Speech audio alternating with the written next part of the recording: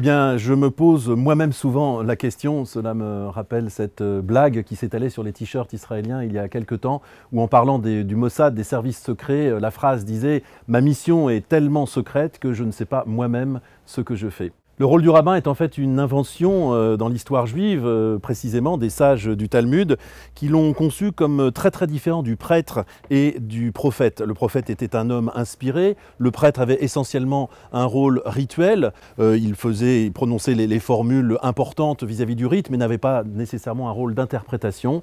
Les sages en fait ont mis la Torah au centre de l'expérience juive et ont fait du rabbin finalement ce personnage qui interprète les textes aussi, qui donne du sens au judaïsme, et c'est tout à fait central. Le judaïsme libéral a radicalisé ceci en synagoguisant le rabbin, en faisant le personnage central d'une synagogue et en lui donnant le rôle d'animateur d'une communauté. À savoir, bien sûr, il conduit la vie rituelle, il donne aussi un avis halachique, tout cela est important, mais essentiellement, en fait, il interprète les textes, il est un moré d'Erer et il donne du sens au judaïsme pour la génération dont il a la charge.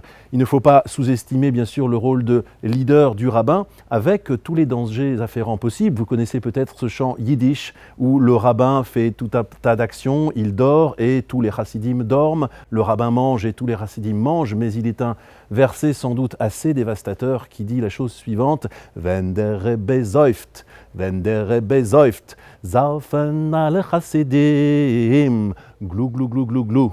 Glou, glou, glou, glou, glou. Vous m'avez bien compris, quand le rabbin boit, mais le texte dit plus précisément quand le rabbin picole, eh bien, tous les chassidim picolent.